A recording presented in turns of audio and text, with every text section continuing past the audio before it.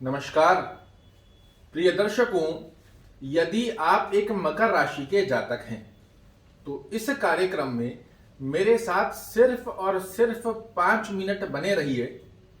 आप बहुत अच्छी तरीके से जान जाएंगे शनि की साढ़े साती का तीसरा चरण अर्थात 2023 से लेकर 2025 की गतिविधियों में शनि महाराज आपके जीवन में क्या क्या बदलाव लाने जा रहे हैं।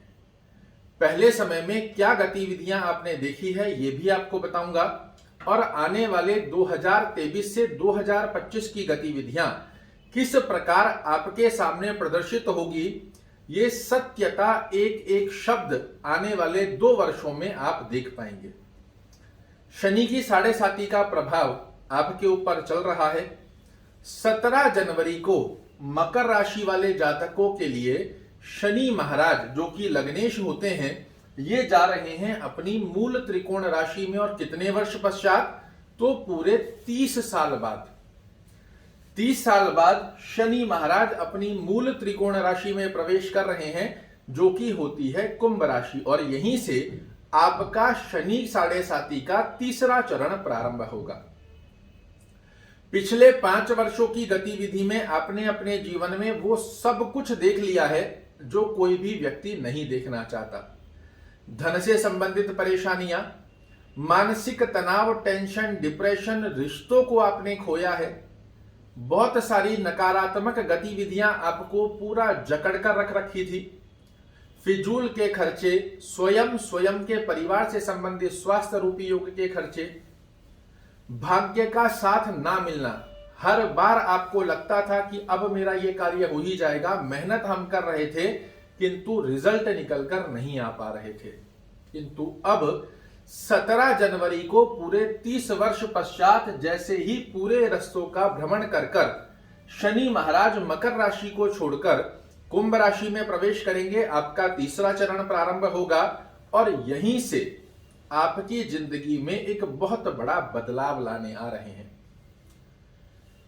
5 साल की गतिविधियों में जो कुछ आपने खोया है वो सब कुछ सूत समेत शनि महाराज अपनी मूल त्रिकोण राशि में तीसरे चरण में प्रवेश करते ही आपको लौटाने जा रहे हैं। आपने बहुत बार सुना भी होगा, शनि के साढ़े साती का तीसरा चरण, अंतिम चरण में पिछले वर्षों का जो गतिविधि होती है, जो कुछ हमने खोया होता है, उन सब को शनि महाराज लौटा कर जाते हैं। किंतु ये हर किसी के लिए नहीं होता। ये आपके लिए पूरे 30 वर्ष पश्चात एक बहुत श्रेष्ठ कारक गतिविधि बन रही है, जहां जो जो आपने खोया है सूत समेत शनि महाराज वापस लौटाते हुए पाए जाएंगे। धन भाव के अंदर प्रवेश कर रहे हैं तो सबसे पहले पिछले 5 वर्षों में जो आपने धन से संबंधित गतिविधियों में उतार चढ़ाव देखा है, धन के कारण आपके बहुत कार्य रुके हैं, उन सब की पूर्ति कर देंगे। जो समाज परिवार में आपने अपयश का सामना किया है, यश मान प्रतिष्ठा खोई है, उसे आपको चौगुनी ताकत से पुनः लौटाने जा रहे हैं। वाणी के चलते हमारे जो बनते बनते कार्य बिगड़ रहे थे, हम सामने वाले को कह क्या रहे थे, सामने वाला समझ क्या रहा है, उसका रिजल्ट कुछ और ही आ रहा है, इन सब गतिविधियों का आपको श्रेष्ठगत अवस्था में लाभ देंगे। यहां से तीसरी दृष्टि डालेंगे भौतिक सुखों पर, तो भौतिक सुखों की स्थिति का योग बहुत अच्छा बना देते हैं। 7वीं दृष्टि से यहां आपको दृष्टि डाल रहे हैं अष्टम भाव पे। जितना मानसिक तनाव बना हुआ था, टेंशन, डिप्रेशन, कार्यों में रुकावटें, बनते बनते कार्य रुक रहे थे, मेहनत के अकॉर्डिंग रिजल्ट नहीं आ रहे थे, इन सब मानसिक तनावों को समाप्त करते हुए आपके मन को बड़ा प्रसन्न करने जा रहे हैं।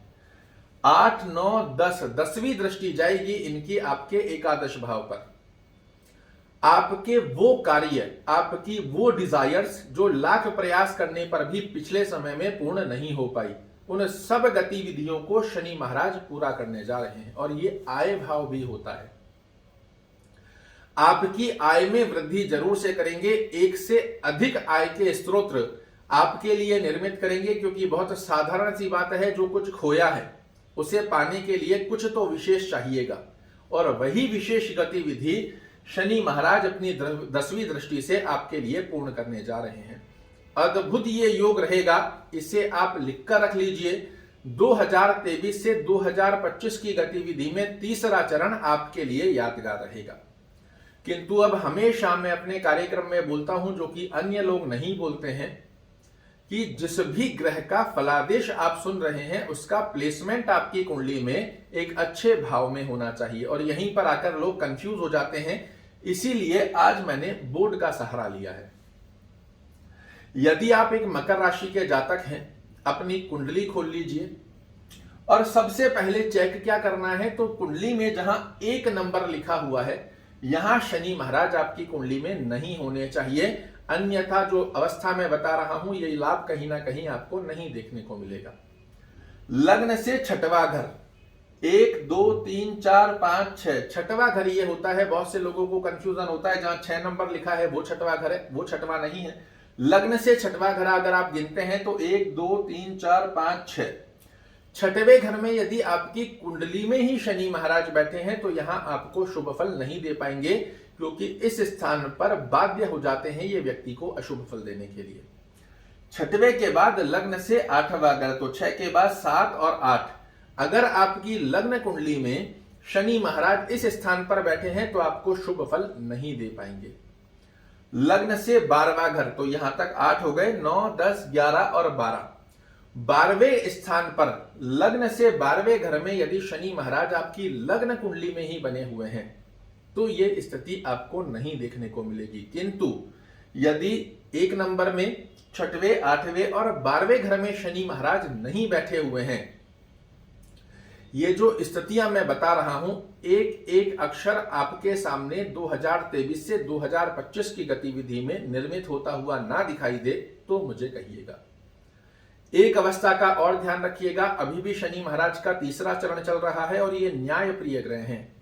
इन्हें जितना प्रसन्न आपने इन आने वाले 2 वर्षों के अंदर कर लिया, उतना ही श्रेष्ठ कारक लाभ ये आपको देंगे। नित्य ओम शन शनेश्वराय नमः का जाप करना, शनि चालीसा का पाठ करना या सुनना, असहाय व्यक्तियों की सहायता करना, किसी से छल कपट बेईमानी धोखाधड़ी से बचकर रहना आपके लिए अद्भुत रूप से आने वाले 2.5 वर्षों की गतिविधि में शनि महाराज सूत समेत आपको सब कुछ लौटाने जा रहे हैं।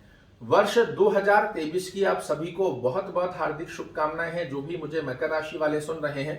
आशा करता हूं मेरे द्वारा दी गई ये जानकारी आपको पसंद आएगी। कल फिर से एक नई जानकारी लेकर आपके सामने उपस्थित होऊंगा। तब तक के लिए नमस्कार।